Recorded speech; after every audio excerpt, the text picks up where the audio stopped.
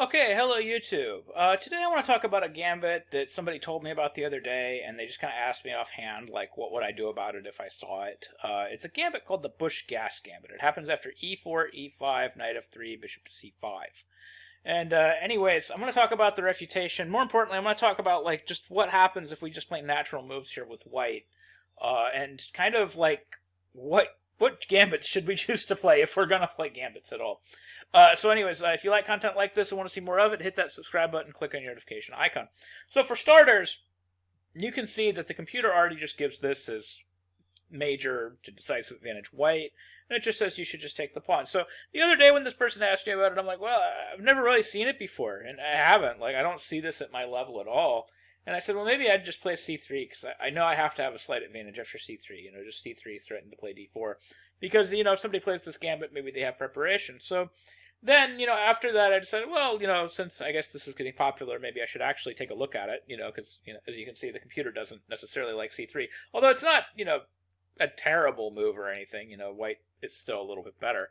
But if I take the pawn, like, can I get into trouble? Like, is it possible? And so I started researching it, and I started looking at the engine, and I just started wondering, like, I don't understand why people do this with black, because usually with a gambit, at the very least, if you play the most natural looking moves in the position, you're going to fall for some sort of trap. Like, even in gambits that I don't fully approve of, like, take the Latvian gambit, for instance, which I think is, again, similar assessment, I guess, to the Busch-Gass Gambit. It's already probably just advantage white. We have knight takes e5, queen f6, d4, d6, and then we have knight to c4 takes, knight to c3, queen g6, and then f3. So this is all kind of theory. But even here, I've been thrown for a loop a few times by players that kind of just make me capture on e4, and then we'll just play something like, just bishop to e7 here, or knight to c6 here. And then if you take a look at the engine, the most natural-looking moves are rarely the correct ones. Like, at least for me, like, on bishop e7, the most natural thing in the world to do is to try to hold my center together.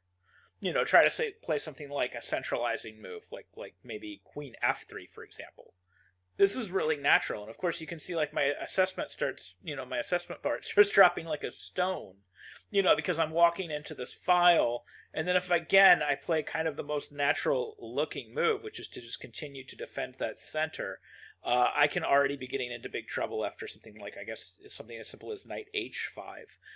The computer is giving is very, very strong for black, just opening up the attack, opening up all these threats, and this is kind of why people play gambits, is so at the very least the most natural looking moves don't give you some huge advantage. You have to at least know a little bit of theory. Like here you have to know that after bishop e7, e5 is probably okay, and this is leading to advantage, white. Like you could have something like e5 and then knight e4, and now queen f3 is, I guess, acceptable, and then we have knight takes c3, and again, like, the most natural move is just bishop bc3, but the computer wants to gain that tempo first with bishop d3, and then after queen g4, now it wants to exchange queens before taking on c3, and then it finally declares, that this position is, decisive advantage white. And that's not the most natural thing in the world to do. At the very least, it's not supernatural. You have to kind of know a little bit about the position to get all of that right. Okay, so there's some places where white can go kind of wrong. Now, the interesting thing is with the Busch-Gass Gambit, like with bishop c5, I started looking at knight takes pawn, and I started wondering, like, if I just play the most natural-looking moves in the position, can I possibly go wrong? And I kept looking at it and going, well, I guess the answer is no. Now, I guess they can transpose it into a Stafford gambit, where you have to know a little bit of theory, but if you know how to play against the Stafford, like knight c6, dc6, and then either just, I think d3, just transposes kind of directly into the main line. Like, you're looking at, like, d3, knight f6, bishop e2, and you just have a mainline kind of Stafford gambit, and if you've looked at my video on how to refute the Stafford gambit, you can just play correct chess from here, and you should be fine. But you do have to know the theory. So they could transpose it into a Stafford, and then you have to know the Stafford, and you can do that. But what about, like, independent tries? What about, like, d6? Is there anything that you have to know, like any theory that you have to know? In my mind, no. Like, because the most natural thing in the world is when your opponent has sacrificed a pawn and they have threats along the dark square, dark squares, the most natural thing in the world is to retreat this knight back to f3 and to basically just try to play pawn to d4 and then just hold your center with your pieces. And if that's not wrong, then what in the world is black playing for? Like, what is the trap that black is playing for? Because if I can just respond to these natural, just to these normal moves, like if I can respond to knight f6 with d4, and there's nothing, like here, if I just hold this pawn with anything, is it wrong? So if I just play bishop d3, is it wrong? Am I in trouble? And if the answer is just that all these positions, like bishop g4, again, the most natural move in the world is just c3, just defend my center, make this bishop look silly, and just say, hey, I'm up a pawn. It's the most natural thing in the world. And according to the engine, I haven't done anything to lose even a little bit of my advantage. I'm still at, just plus a solid extra pawn, and nothing is wrong. So I was trying to come up with, maybe fantasy variations. I actually came across an interesting game. There was this Garry Kasparov game that took place, which was maybe the least interesting game that I've ever seen. It was a simultaneous game. It was Kasparov versus this guy, and I'm not even going to attempt the name because I'm terrible with names. But it was a simul played back in 2015, and apparently that game continued with. Let's just see here. It was d4 here. Well, it was d4 after. What did he do here? It was d4 after b6. So the guy played b6, trapped his own bishop. We have d4. And then we have bishop b4, c3, bishop a5, b4. So I guess that's another way the game can just end. You can win a whole bishop. Apparently that's what Kasparov had to do against it. So he just won a whole bishop. So I guess people just play much worse when they play against Kasparov. b6, I don't know. But of course Busch-Gass Gambit in the first place. I don't know. Why are you doing this against Kasparov? But okay, so d6, knight f3. I see nothing at this point. Just d4 is coming and that's a wrap.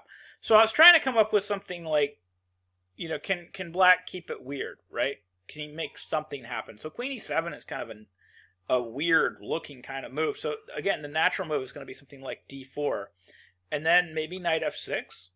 So then I was thinking, okay, so there's a little bit going on here. There's like a pawn hanging. I can't really take on c5 because of queen takes c5.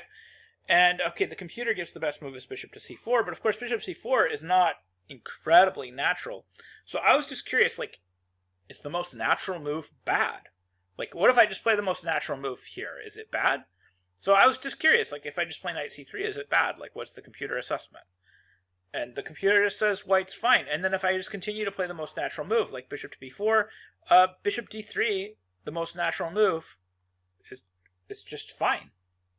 So like, what's going on here? Again, like d6, knight f3, this is the most natural move ever.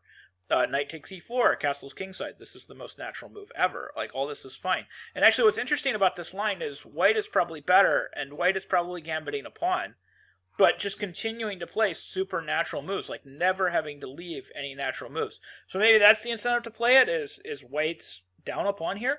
But, like, for me, like, okay, like, bishop b2 is the most natural move in the world. Just get rid of this, because I am threatening, like, rook e1 at some point. So, like, bishop takes b2, and then I could even just play rook e1 here. And, I mean, what are we doing? I mean, okay, bishop e6, and then just rook takes b2, and I'm threatening d5, I'm threatening rook takes b7. I'm getting my material back with some sort of advantage. So I have to be better here. And I never had to play anything that was weird. Like, if I wanted to find, like, the absolute best refutation, I could, of course, just, go through, like, what I'm doing and look at the engine and find the single unnatural move in the position at some point that would give me a massive advantage. But if I just play totally natural chess without deviating, without doing anything goofy, I'm just winning.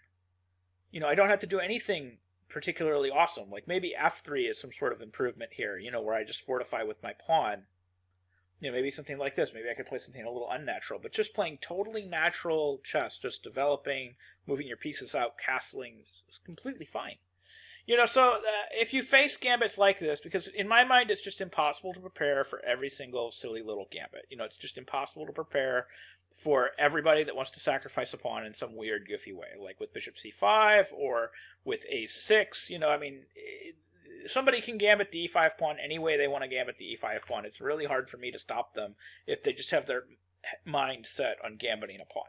So against all of these weird, goofy, strange gambits, where black hasn't really gained any tempo or done anything special, really, if you just follow basic principles, just bringing your pieces back to the center, developing your pieces towards the center, putting your pieces in the center, there doesn't seem to be anything here, for black to play for. There's no tricks, no traps, nothing weird.